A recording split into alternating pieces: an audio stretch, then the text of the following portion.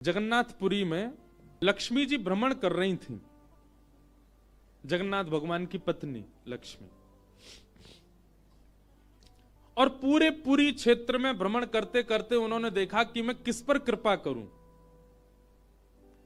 तो सबसे पहले लक्ष्मी जी गई अर्चकों के पास, जो जगन्नाथ जी को उठाते, सुलाते, खिलाते, नहलाते, भोजन प्रसाद कराते।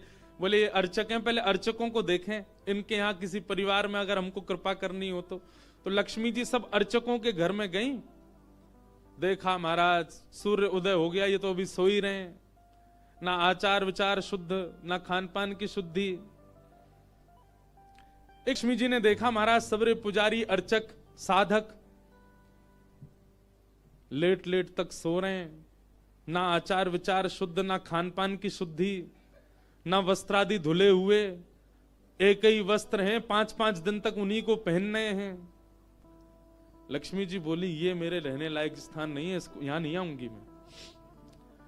और तभी लक्ष्मी जी ने आगे जाकर के देखा कि वह परिवार जिनको झाड़ू लगाने की सेवा थी, नाली आदि साफ करने की सेवा थी, जिनको मंदिर में प्रवेश तक नहीं करने दिया जाता, उनके घर में गोबर का चौका, सब ब्रह्म मुहूर्त में उठ गए हैं, तुलसी जी को जल दे रहे हैं, घर में बिल्कुल शुद्ध भोजन बन रहा है, आचार विचार की शुद्धि, हाथ स्वच्छ हैं, पैर बच, जन्म से उनकी जाति कहीं ऊंची नहीं है, लेकिन बाकी सब कुछ उनका स्वस्थ था, बिल्कुल शुद्ध था।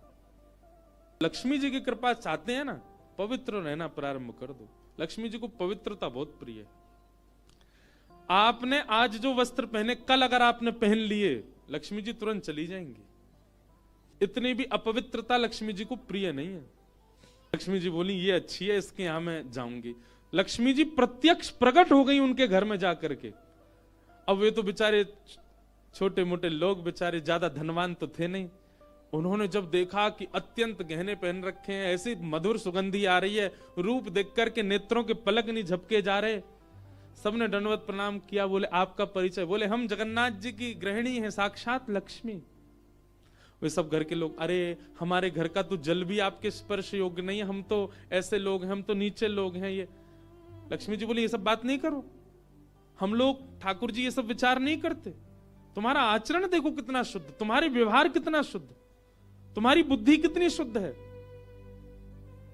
और सुनो, चौकी लगाओ, जो भी घर में बना है प्रत्यक्ष थाल में पधराओ, हम तुम्हारे यहां प्रसाद पा करके जाएंगे। पूरा घर भाव विवल हो गया, सबके नेत्रों में आंसू, साक्षात लक्ष्मी जी आई हैं। सबने पवाया। लक्ष्मी जी प्रेम से प्रसाद पा रही थी, तभी जगन्नाथ जी के बगल में ही विराजती हैं सुभद्रा जी, सुभद्रा जी के बगल में विराजते हैं श्री बलराम जी। बलराम जी भ्रमण कर रहे थे पुरी में, भ्रमण करते करते वो घर घरों में झांक के देख रहे थे क्या हो रहा है। जैसे ही उस घर में झांक के देखा तो श्री लक्ष्मी जी प्रसाद पा रहे हैं। बलराम जी बोले राम राम राम राम राम राम, ये झाड़ू पोंछा बर्तन करने वाले लोग, इनके यहां पर चले जाओ, इन पर कृपा करो, पर भैया इनके यहां तो भक्ष भक्ष भी बनता होगा, मांस भी बनता होगा, और ये लक्ष्मी जी यहां बैठ करके प्रसाद पा रही, हमारी घर की बेटी, हमारी घर की बहू, बिल्कुल आचार विचार की शुद्धि नहीं रखी।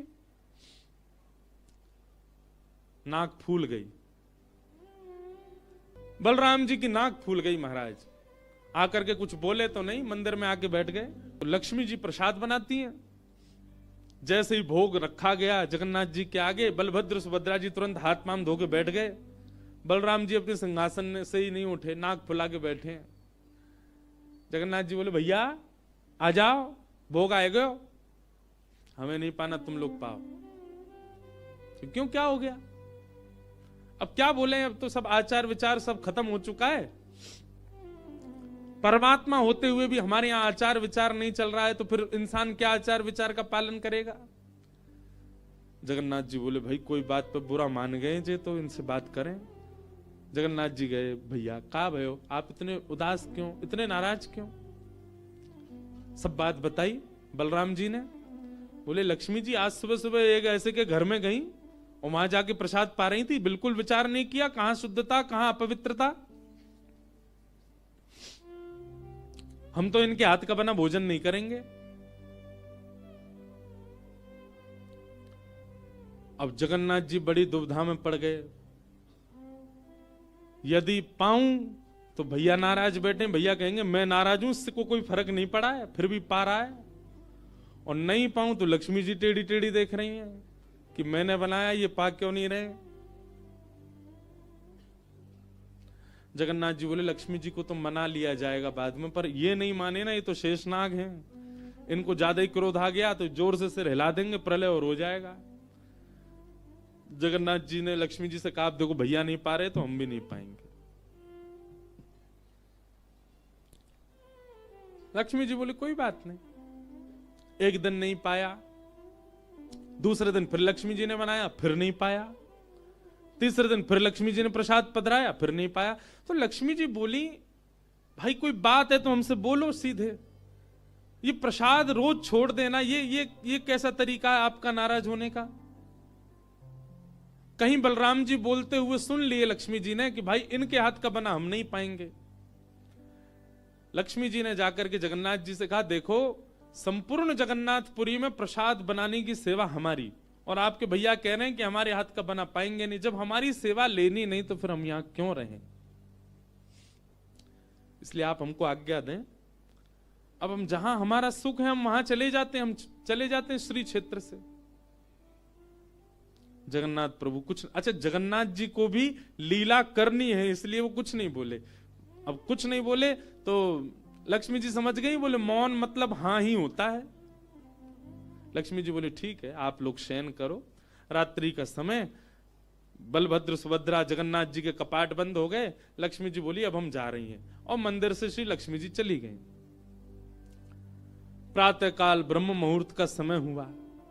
महाराज जगन्नाथ जी बलराम जी जैसे ही उठे तो क्या पाया, नीचे फर्श पे पड़े थे।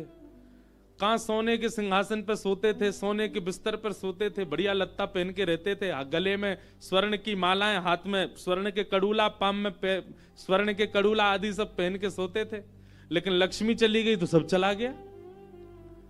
सवेरे उठे तो फर्श पे पड़े थे। बलराम जी बोले लाला जी कहा है गो, हमारे सिंहासन वगैरह कहां चले गए। ठाकुर जी बोले लक्ष्मी जी चली गई ना, लक्ष्मी तो मतलब सब होता है। बलराम जी ने अपनी तिजोरी जाकर के खोली, सबरे वस्त्र चले गए, आभूषण चले गए, सब आयुध चले गए, फटे पुराने मैले कुचैले बिना धुले महीनों के सालों के वस्त्र पड़े थे। और यही होता है, लक्ष्मी जाती है तो यही रह जाता है। लेकिन बलराम जी भी अपनी पूरी उसमें थे, बोले कि हम भी कुछ नहीं कहेंगे, ठीक है जैसे हैं वैसे रह लेंगे, कोई लक्ष्मी जी के जाने से हम पे फर्क थोड़ी पड़ रहा है। चल लाला भोजन को समय है, क्यों प्रसाद पामे। ठाकुर जी बोले कैसे प्रसाद पाएंगे, प्रसाद तो लक्ष्मी बनाती है, लक्ष्मी चली गई, खुद ही बनाना पड़ेगा। बोले हाँ हाँ तो हम पे कोई बनावी कमी, हम दोनों मिलके बनाएंगे। कृष्ण बलराम दोनों गए रसोई घर में, जाकर के देखा तो महाराज वहां से अन्न दाल चावल सब चले गए, क्यों सब लक्ष्मी से ही आते हैं। कहां तक कहें चूल्हा जलाने की लकड़ी भी नहीं बची, वो भी लक्ष्मी से ही आती है। लक्ष्मी गई और सारी श्री लेकर के चली गई अपने साथ। अब तो दर्शनार्थी आने बंद हो गए, क्यों मंदिर की श्री भी चली गई। जगन्नाथ जी और बलराम जी चुपचाप बैठे हैं अपने सिंहासन पर, भूखे प्यासे बेचारे, आंख बाहर निकल आई। बलराम जी बोले लाला, बोले हाँ 2 दिन है गए लाला, भोजन ना एक कियो, और 2 दिन पहले गुस्सा में ना कियो, 4 दिन है गए, और कछु है भी ना कहा करें। देखो इस बात को कोई ऐसे मत ले लेना, लोग सोचने वाले यूं भी लेते हैं, बताओ महाराज जी कुछ भी बोल रहे हैं, वो साक्षात ब्रह्म है। लक्ष्मी जाने से उन पर कोई प्रभाव पड़ेगा? लक्ष्मी जाने से कोई प्रभाव नहीं पड़ता ठाकुर जी पर ठाकुर जी बलराम जी को ये बताना चाह रहे हैं कि भाई किसी को हे दृष्टि से मत देखो, उसी के लिए पूरी लीला हो रही है। ठाकुर जी बोले दाऊ दादा एक काम है सके, बोले कहा। बोले समुद्र के किनारे स्वर्ग आश्रम है जहां पर लोगों की अंत्येष्टि होती है। बोले हाँ, मैंने एक बार देखा था वहां पे लोग कटोरा लिए बैठे रहते हैं और उनको कुछ ना कुछ मिल ही जाता है। आपकी आज्ञा हो तो वहीं चलें, कछु तो मिल जाएगा। लाला पूरी दुनिया कहा कहेगी बताओ कृष्ण बलराम कहा कर रहे हैं ये। बोले ऐसे थोड़ी जाएंगे, रूप बदल के चलेंगे, कछु तो मिलेगा, पेट तो नहीं भरेगा हमारा। लक्ष्मी जी तो आएंगी नहीं, नाराज होकर चली गई। बलराम जी बोले हाँ हाँ जान दे, ये बहू के बड़े नखरे हैं, चली गई तो कहा हम का भूखे रहेंगे, चल लाला मेहनत करके उद्यम करके भिक्षा मांग के पालेंगे। और श्री कृष्ण बलराम दोनों छोटे से बालक का रूप धारण करके गए और स्वर्ग आश्रम के बाहर कटोरा लेके बैठ गए, कोई कुछ तो दे जाएगा। ठाकुर जी और बलराम जी अपनी झोली फैला के जय जगन्नाथ मैया तेरा भला हो, कुछ दो। और कोई कुछ नहीं दे। एक ने तो डांट दिया, बोले हे छोटे बालकों क्या करते हो, विद्यालय जाया करो, पढ़ाई लिखाई किया करो, क्या बचपन में आके बैठ गए हो यहाँ पे। बलराम जी बोले लाला ही तो बहुत डांट रही है। ठाकुर जी मनी मन कहें और कर लो अपमान लक्ष्मी जी का। इतने में ही एक महात्मा आए, उन पर धन तो था नहीं, उनके पास में बस मूड़ी थी, महात्मा जी के पास भेल थी, भेल। ठाकुर जी ऐसे झोली फैला के बैठे, बलराम जी भी। तो महात्मा जी ने क्या किया, ऐसे करके लो बच्चों लो पालो, पेट भर लो। बलराम जी बोले लाला एक समय को भोजन तो मिल ही गयो। ठाकुर जी बलराम जी दोनों खुश हुए। लक्ष्मी जी ने दूर से देखा, ए पवन देव जोर से बहना प्रारंभ करो। ऐसी जोर की हवा चली महाराज, सबरी मूड़ी उड़ गई। बलराम जी और ठाकुर जी पीछे पीछे भागे, मूड़ी सबरी उड़ गई।